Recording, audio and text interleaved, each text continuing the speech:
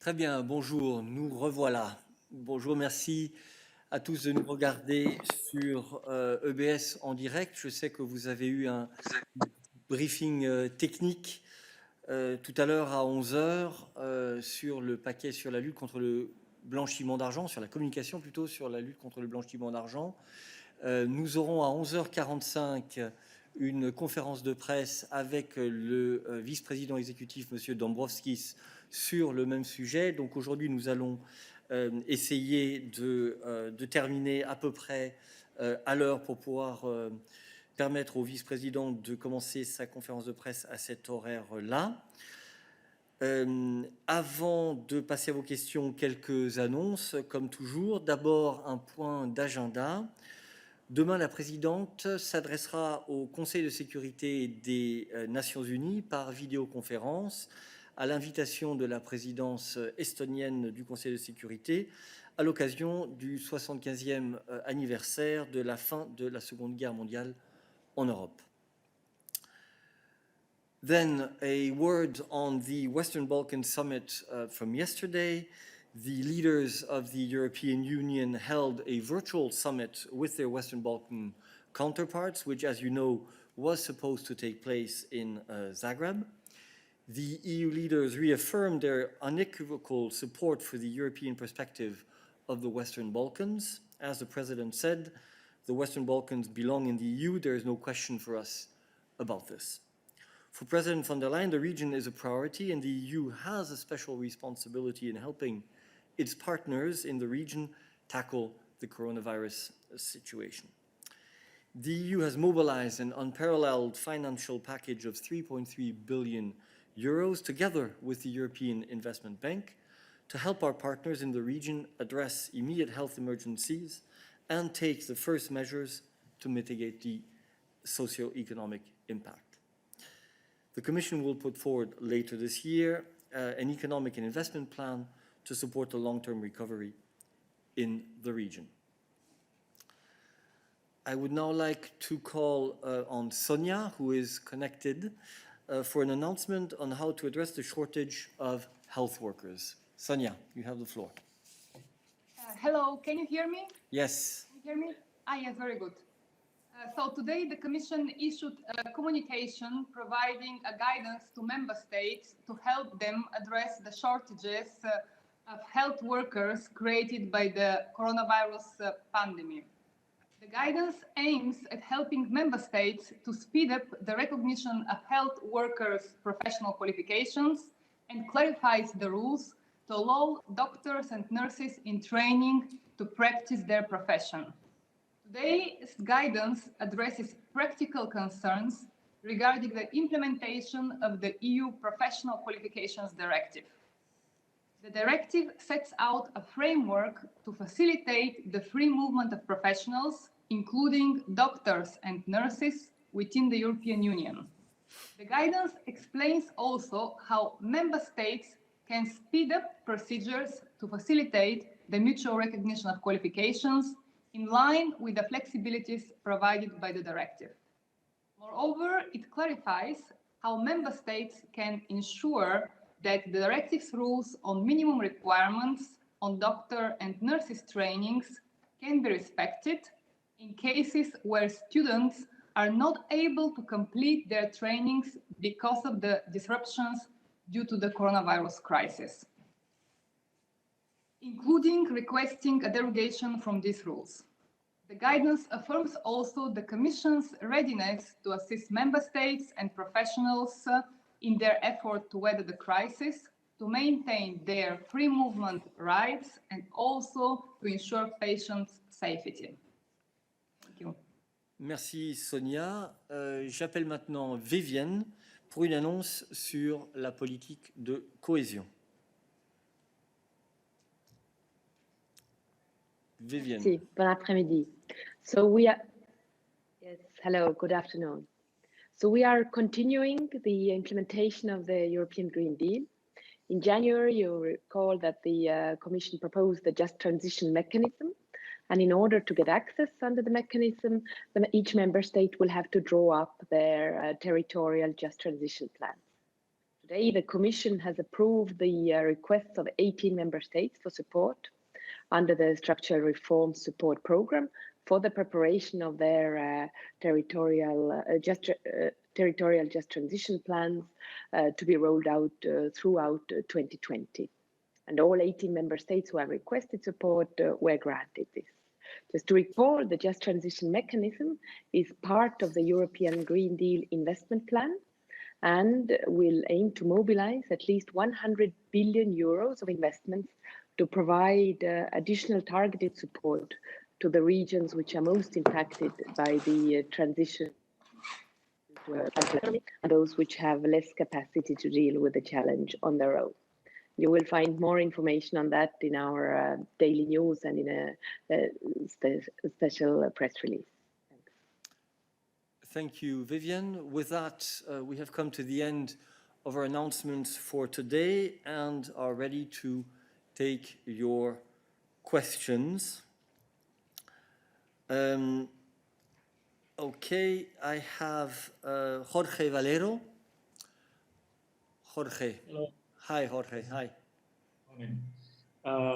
Just two quick questions. The first one, if you could update us on the state of play of SURE. I mean, if you still believe that it will be adopted on 1st of June.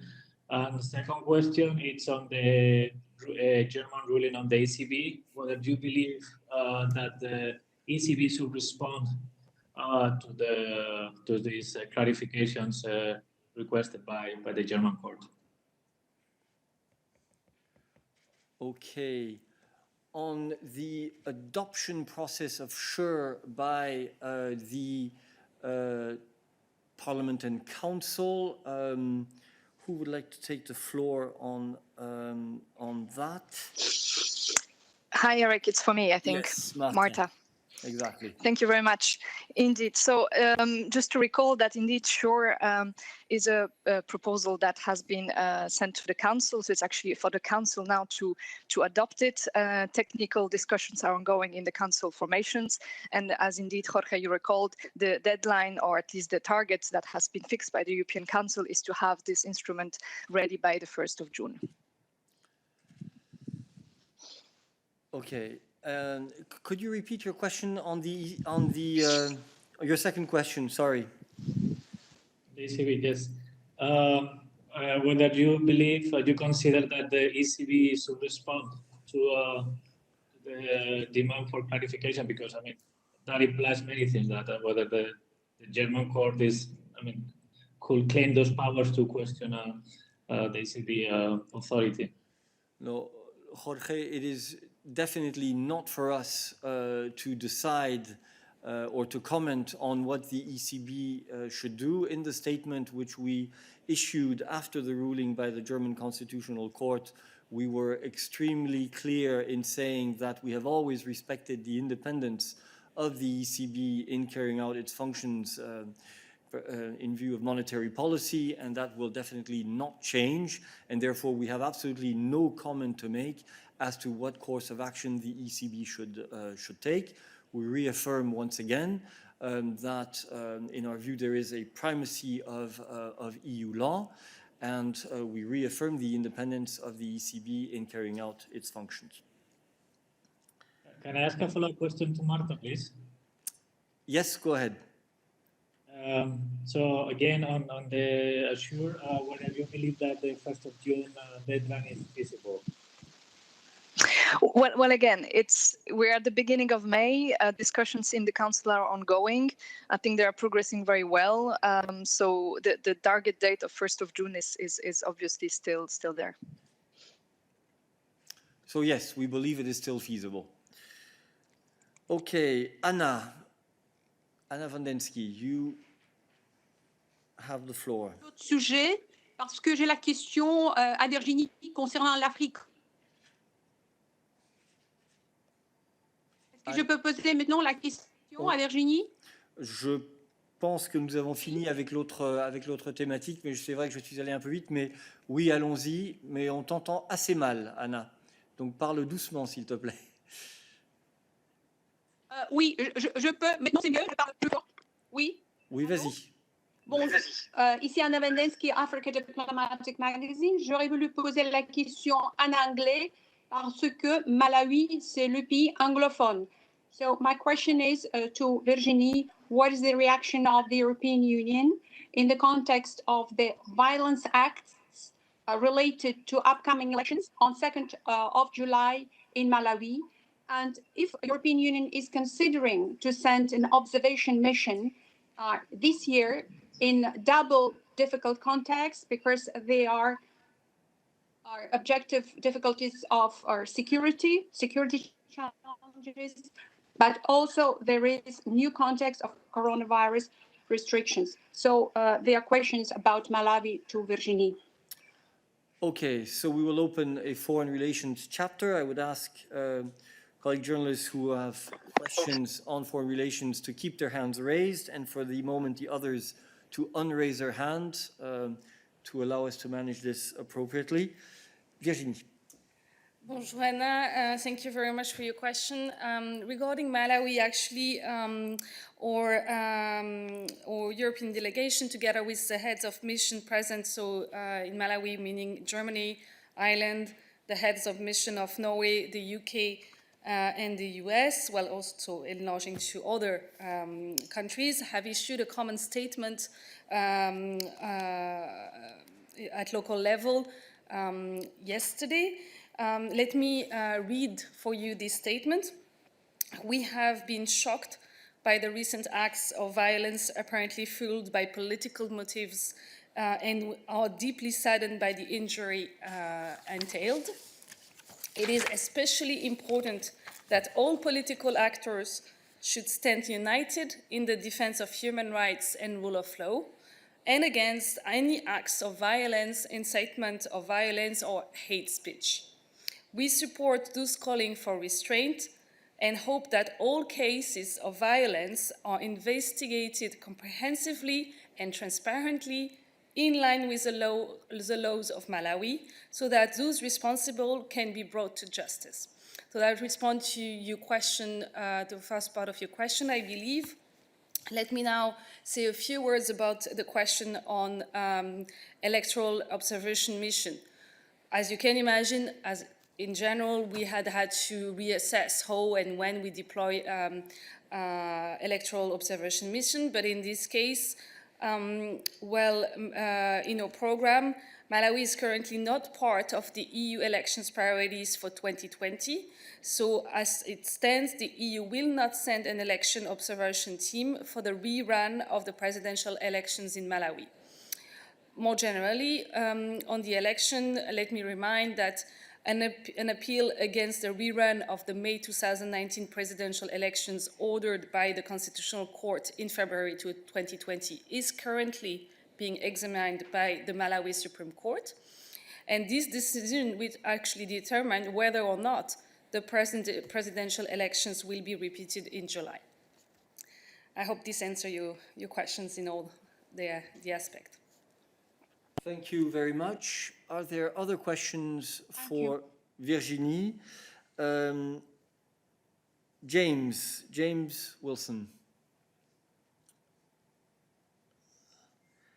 Good afternoon. Thank you. James Wilson from EU Political Report. I had two questions relating to the Western Balkan Summit, which took place yesterday. And the first is, of course, we welcome the commitment from the EU to reach out to these additional applicant countries. And the 3.3 billion euros of support that's been promised. So my first question is, what measures does the Commission plan to put in place in order to monitor how this expenditure is used and to make sure that it gets to the right purpose for which it is intended? The second question relates to greater integration between the EU and the Western Balkan countries. So naturally, there's going to need to be assistance to get EU firms to invest in these countries. at a very difficult period in business history, and they're going to need some guarantees about the rule of law in these countries in order to give them comfort that their investments will be safe. So my second question is Croatia really a good role model for candidate countries in terms of the rule of law and how this may protect investors? Thank you. I would pass the floor to Anna Pisonero, in particular on your first question. Anna, are you with us? Yes. Go ahead, Anna. Hi. So I think in very broad general terms, we can say that the EU financial rules have, of course, the necessary safeguards to make sure that, that the EU funds are, of course, put to good use and used exactly for what they're intended for. I think that, nobody should have any kind of doubts that the money is controlled. We have, of course, ex ante and ex post controls. So I think it's guaranteed that that the money will be used good. And as you know very well, the 3.3 billion that we're mobilizing is to tackle the immediate emergency health needs. I mean, this has been about helping to supply ventilators, masks, essential medical supplies. The countries in the region are the first ones that have been, of course, very grateful for this support. And as you know, part of the package as well will be used to help mitigate the social economic impact of this crisis. We are also, for a part of the package, working together with the EIB and other financial institutions. This is about bringing liquidity to specifically and in particular small and medium-sized companies in the area, which of course are the backbone of the economies in the region. So, I mean, but you can be sure that the money is controlled. On your second question, I would say that the objective is not for the countries of the Western Balkans to look to any specific member state, be it Croatia or any other, when it comes to the rule of law, but to the criteria which are set out in terms of their respect of the rule of law in their own country in order to be able to complete the accession negotiations. And as you know, and I will certainly be able to provide you with more details, we have reformed the negotiation methodology in order to emphasize even more the importance of this rule of law. Anna, do you want to add anything? No, indeed. I think that the president was very clear that rule of law and the fundamentals is absolutely a sine qua non condition to be able to advance for any given country in the accession process. It is also, of course, fundamental also for attracting investments and the confidence indeed of these investors. It's something that, of course, we also discuss very closely with our partners, and we have nothing more to add. On the enlargement methodology, as you very well pointed, Eric, indeed, we have reinforced and strengthened the focus on the fundamentals first principle, which, as you know, basically means that from now on, it will be the first cluster of chapters that deal with these subjects that will be opened first and closed last, just to indeed reinforce the importance of this. Thank you, Anna. We will stay on foreign relations. I see that Nawab Khan has asked for the floor. Yes, thank you. Yes, can you hear me? We hear you, Nawab. Yes. My question is related to Iraq, and in particular, the approval by the Iraqi parliament of a new cabinet, which is led by Mr. Mustafa Kazemi. So what is your reaction to this? Thank you. I believe this is for Peter. Peter. Hi, good afternoon. I hope you can hear me properly. Yes, we can. Good. Go ahead.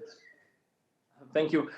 We will issue shortly a statement on the recent events and developments in Iraq, but briefly I can underline that the vote of confidence of the new government led by the new prime minister is a very important and essential step towards ensuring that Iraq can address the multiple challenges this country is facing, and that the EU is looking forward to work together with the new government, and also underline the strength of the partnership and the relationship we have between the EU and Iraq to work together for the benefit of the Iraqi people. But more will be said in the statement, which will be issued hopefully in the afternoon.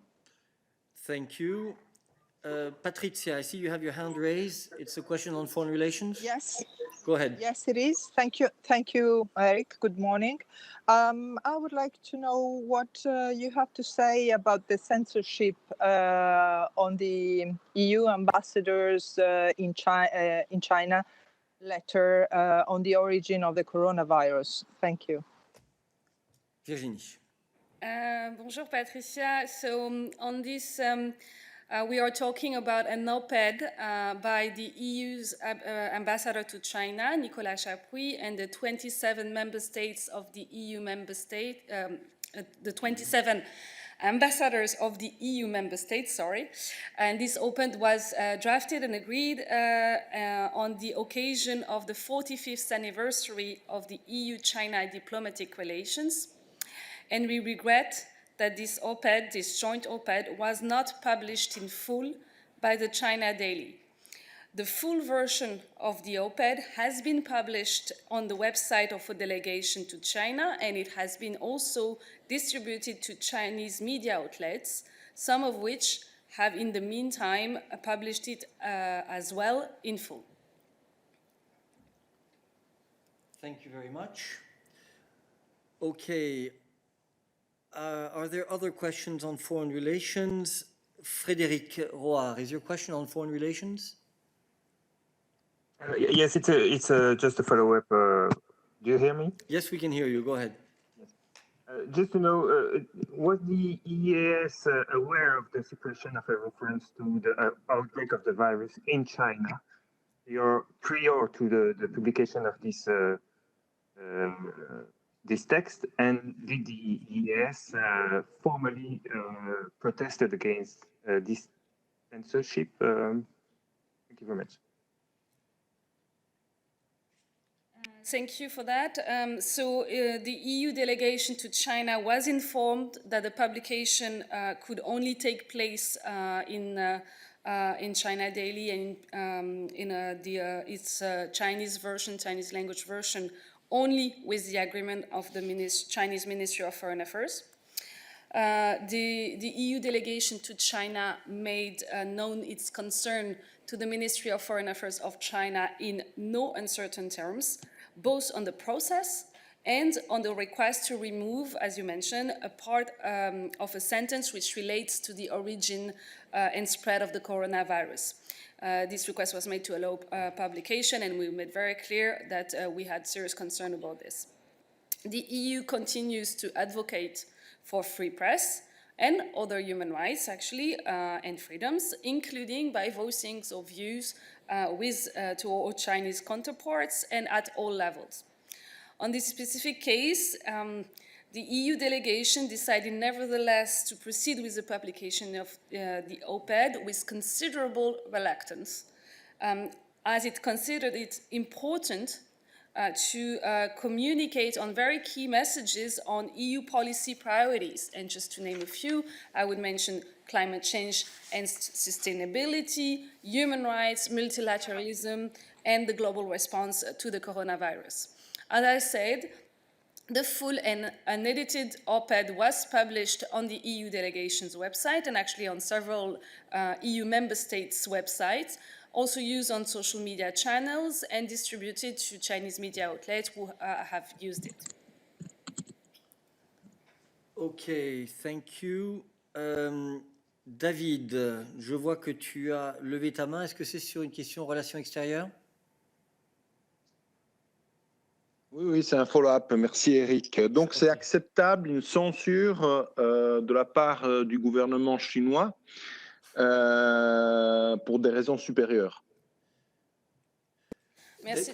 David, elle vient de dire qu'on a accepté, l'ambassadeur a pris une décision sur place en tenant compte d'un équilibre entre un ensemble de considérations. Donc c'est une décision ponctuelle poursuivant un objectif spécifique pour faire passer un certain nombre de messages. Ça ne veut pas dire qu'on considère que la censure est acceptable. On vient de dire très clairement que nous ne considérons pas que la censure est acceptable. Mais notre délégation en Chine travaille dans un contexte bien particulier et doit prendre des décisions sur la meilleure manière de pouvoir communiquer un certain nombre de messages. Je peux avoir un follow-up, Eric, s'il te plaît? Bien sûr. Alors, c'est le deuxième épisode en quelques jours dans lequel la Chine met de la pression sur l'Union européenne et l'Union européenne accepte de modifier ses positions, en particulier le EAS. Dans les deux cas, on l'a vu avec le rapport sur la désinformation, la version, disons, interne et la version qui a été publiée après. On le voit aujourd'hui avec ce op-ed. Est-ce que, je te pose encore une fois la question, est-ce que les relations avec la Chine sur des sujets importants comme le changement climatique, etc., sont plus importantes des valeurs fondamentales de l'Union européenne? D'abord, c'est toi qui dis que nous avons changé le rapport de l'EAS de la semaine dernière sous pression de la Chine. Ça n'est pas nous. Nous avons déjà eu l'occasion de nous expliquer très en détail sur cette question. En ce qui concerne la relation complexe avec la Chine, je voudrais simplement te rappeler que l'année dernière, la Commission a adopté une communication sur nos relations avec la Chine qui décrit très clairement la complexité de cette relation et qui explique que la Chine est de manière simultanée un partenaire pour un certain nombre de questions absolument fondamentales, comme effectivement la lutte contre le changement climatique, un partenaire de négociation. Tu sais que nous avons des négociations en cours avec la Chine, par exemple sur un accord sur les services financiers, un concurrent économique qui est à la recherche d'avantages en matière de technologie, et enfin un rival systémique en ce qui concerne les modes de gouvernance. Nous acceptons que cette réalité est complexe. C'est dans ce contexte complexe que se situent nos relations avec la Chine et nos actions sur tous ces différents plans. Voilà. Parfait. Y a-t-il d'autres questions en ce qui concerne les relations extérieures? Je vois que certaines personnes qui ont déjà posé des questions ont encore leurs mains levées, donc je vous demanderai de réappuyer sur votre bouton pour qu'on ait un petit peu plus de clarté dans la liste. Merci. Notamment, voilà, Anna et James et Jorge. Christophe, is your question on foreign relations? Christophe, you have the floor. We're trying to give you the floor. Hold on, you don't have it yet. Sorry.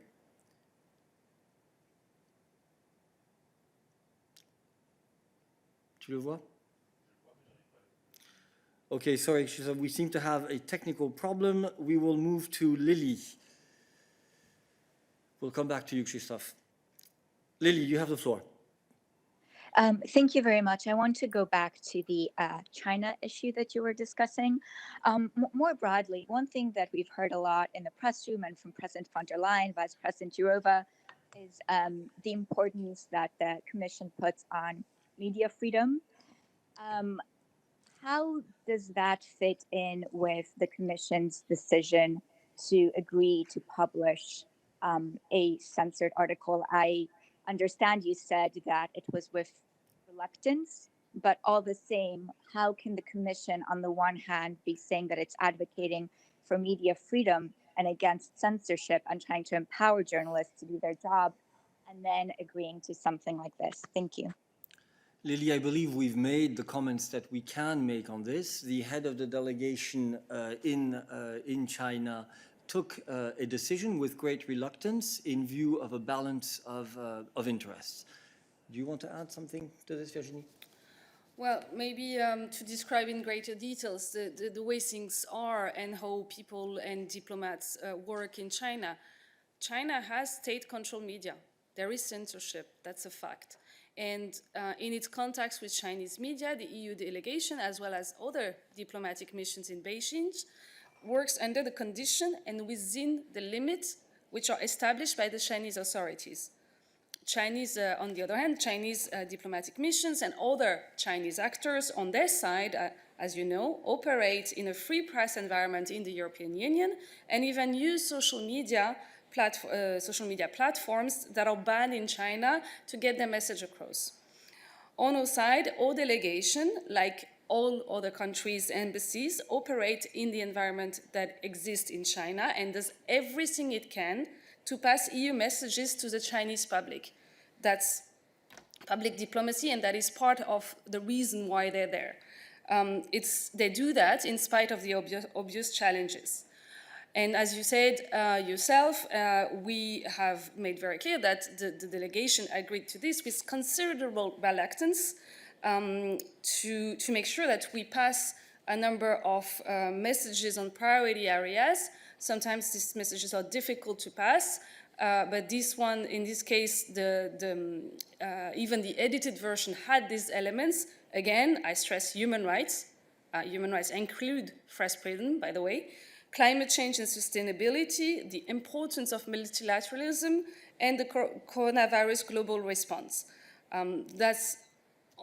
These are messages that are very important for the European Union to pass to the Chinese, and the delegation made that decision bearing this in mind. Thank you. Okay. I would ask James, Jorge, and Lily to unraise their hand for the moment, unless they have other questions to ask on this. In the meantime, Odile. Bonjour. Est-ce que c'est sur les relations extérieures? C'est la suite de la conférence des donateurs. Alors, je ne sais pas si c'est relié plutôt avec les foreign relations ou pas. Ça dépend un peu de ta question. Voilà. Vas-y. Oui, OK. Bon, I'm going to switch to English because, I follow the WHO. I found the WHO press release from their office in Brazzaville. And they say that they're supporting scientifically proven traditional medicines. And they also indicate that a plant, which is quite well known for treating malaria, the Artemisia annua, being considered as possible treatment for COVID-19. And of course, you should be tested for efficacy and adverse side effects and rigorous clinical trials. So my question is, further after the pledging conference, those three groups that are being organized, is the group on treatment. Is it going to be open to traditional medicines and with countries in Africa, let's say, or also perhaps in China or in India or in Amazonia that are really working on trying to find possible treatment from those traditional medicine, as long as they are scientifically proven, as the WHO recommends. That's a bit of a special question. I'm not sure we're going to be able to provide you with an answer at this stage, because, as you know, the pledging event is still ongoing, and the Commission is going to be coordinating the flow of funds to the different consortia. I'm not sure that we already have the level of detail that you would foresee. Anna, I would ask Anna if she has any answer that she can provide. If not, we will come back to you bilaterally. Okay, thank you. I think not more than what you said, Eric. Indeed, I mean, the architecture governance of all this is still being discussed and will need to be taken forward. The Commission has made its proposal. I mean, for us, the partnerships that will need to take the work forward on all the strands to develop and be able to deploy universally at affordable prices, treatments, diagnostics, and a new vaccine once hopefully we have one. We'll need to, a whole range of actors will need to work together on this, including, of course, governmental and non-profit private organizations. But this is still all in the making.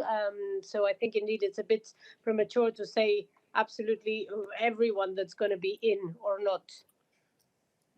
Okay, thank you very much. Thank you. Sorry? Yes, okay, we now move to Krzysztof, who I believe had a question, but I'm not sure that it was, no, it's not on external relations, huh? It's on Poland, sorry, okay. Are there other questions on foreign relations? But I'm conscious of the fact that time is running and we may have other issues. So, Alain, is your question on foreign relations? Alain Franco, ta question? Eric. Dis-moi. Vas-y. Oui, Eric, bonjour tout le monde. C'est à propos de la Chine. J'ai pris le briefing en cours, donc peut-être la réponse à ma question a été apportée. Dans ce cas-là, je regarderai sur l'enregistrement. Je voudrais savoir si la décision donc d'accepter les modifications faites au texte paru dans le China Daily ont été prises en coopération et en accord avec tous les États membres, puisque cette communication donc était au nom de l'UE dans son entièreté. Car j'ai lu quelque part, je ne sais plus où, qu'un certain nombre d'États, et non des moindres, n'avaient pas été concertés. Merci. Virginie.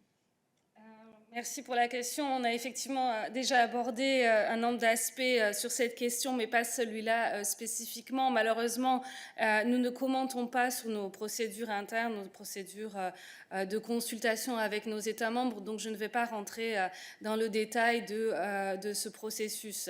Je veux simplement rappeler que l'OPED, dans sa version complète, est publiée sur le site de la délégation de l'Union européenne en Chine et a été diffusée à tous les médias, tous nos contacts médias en Chine dans son entièreté. Parfait, merci. Alors, je vais maintenant passer à la question, au vu du temps, je vais passer à la question de Krzysztof, s'il peut se connecter, non?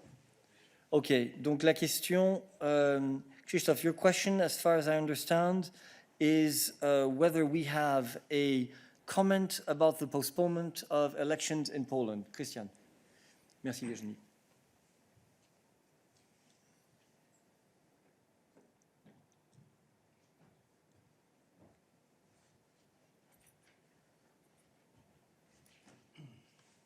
Yes, thank you, Christoph. We take note of the announcements to organize the presidential elections at a later date.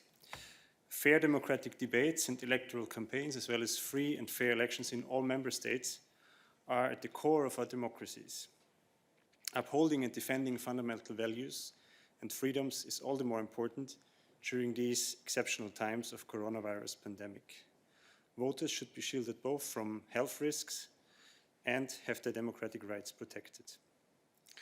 The Commission has reiterated, as you know, at several occasions, the importance of free and fair presidential elections in Poland in the context of the coronavirus crisis, and the College discussed this matter yesterday. As you know, concerns have also been voiced, among others, by the OSCE, Office for Democratic Institutions and Human Rights. The decision on when and how the elections are carried out should be consistent with member states' internal obligations and constitutional arrangements, as well as follow relevant guidance provided by the Council of Europe, Venice Commission on good electoral practice. These European standards include open debate and deliberation on electoral matters, sound electoral processes, legal certainty, refraining from short-term changes to electoral laws, free and secret suffrage, and a fair electoral campaign. Also, data protection rules are important in this context. With view to all upcoming elections in our member states in the coming months, the Commission stands ready to facilitate exchange of best practices and arrangements linked to elections, especially during these times, as part of the member states' network on elections. Thank you, Christian. Yes. Now, do we have other questions on this? I would ask you to, all those who have asked a question already, Alain, etc., to unraise your hands.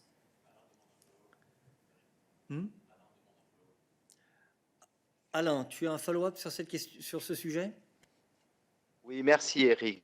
Oui, j'avais un petit follow-up. Malheureusement, ça n'a pas fonctionné, mais merci de me redonner l'occasion de le poser. Non, je voulais dire, alors, tu me réponds, Virginie, nous ne commentons pas au niveau interne, etc. Le problème, c'est que c'est quand même vraiment le cœur du problème dans lequel nous sommes aujourd'hui, et se draper derrière le no comment de nos processus internes, là-dessus, c'est pas tellement acceptable. Surtout que donc certains disent qu'ils n'ont pas été informés. Alors, est-ce que c'est une position de leur part pour se couvrir ou pas? Moi, j'aimerais bien savoir, vu de votre côté, est-ce que tout a été fait pour que les États membres soient impliqués dans le processus et que cette décision de publier, je termine, cette décision de publier cette OPED censurée a été prise en concertation avec tous les États membres? Je répète, c'est important. Excuse-moi Alain, je comprends que tu considères que c'est important et tu as tout à fait raison, mais Virginie t'a donné sa réponse et nous en restons à cela. Nous étions passés à un autre sujet et quand je demandais est-ce qu'il y a d'autres questions et que je t'ai repassé la parole, c'était pour savoir si tu avais une question sur la Pologne. Donc, tu as la réponse. Oui, mais je n'étais pas satisfait de la réponse. Malheureusement, ça va parfois arriver que nous ne soyons pas d'accord sur la réponse à fournir. Pour l'instant, c'est la réponse que nous pouvons te donner sur cette question.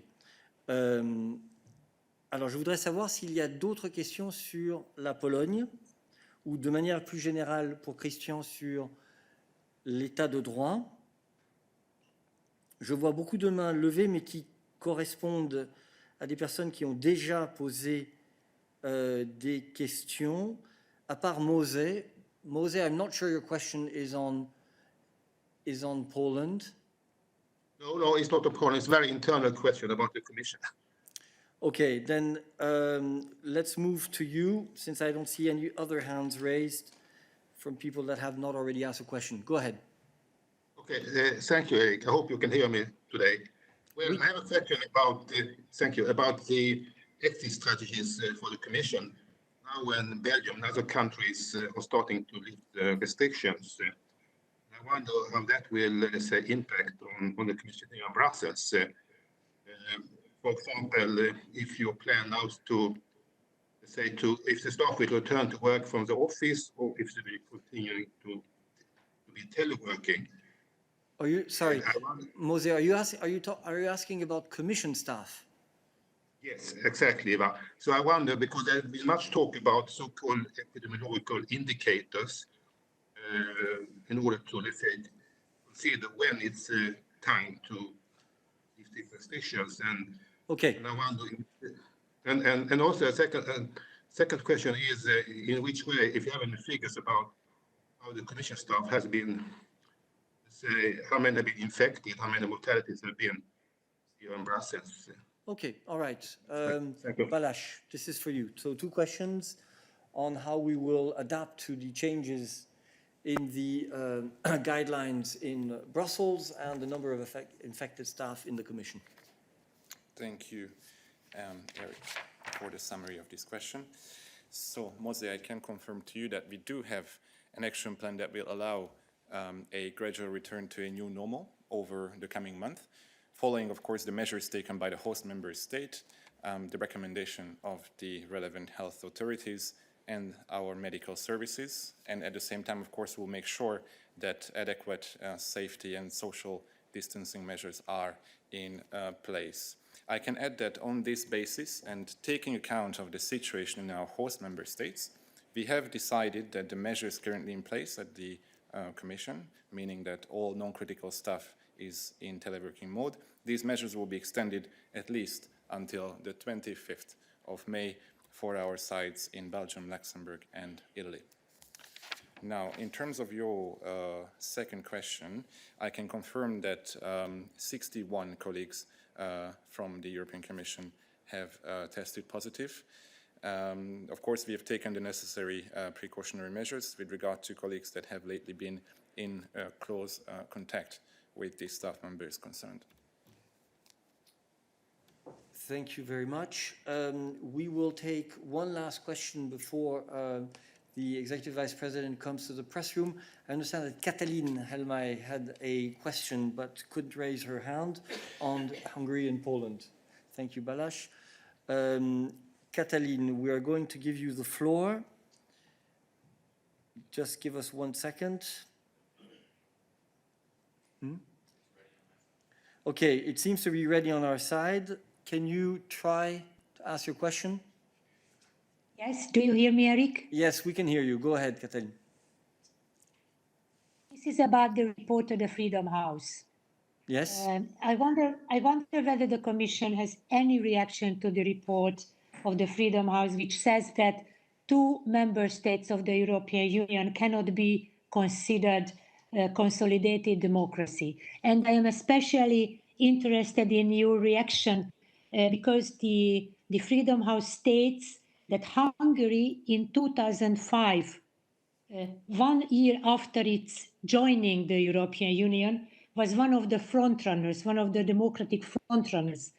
And after 16 years in the EU, it is the first country to leave the group of democracies. Thank you. Christian. Yes, hi, Katalin. We are aware of the report published by Freedom House. Democracy, rule of law, and respect for human rights are founding principles of our Union. We stand up for the values of the Union at all times. This is why in these challenging times we are proactively monitoring the emergency measures taken by member states to address the health crisis. Those measures cannot come at the expense of our fundamental rights and fundamental principles and values as set out in the treaties. We remain in dialogue with our member states to ensure that the rule of law is upheld across the Union. The Commission, as you know, will come forward with its rule of law report for all member states and will present the European Action Plan on democracy. The EU is and will remain a strong defender of those European values. This is who we are, and this is what we stand for. Okay, thank you very much. We have to stop now. Executive Vice President Valdis Dombrovskis will now come to the press room for the announced press conference. Thank you very much. See you tomorrow.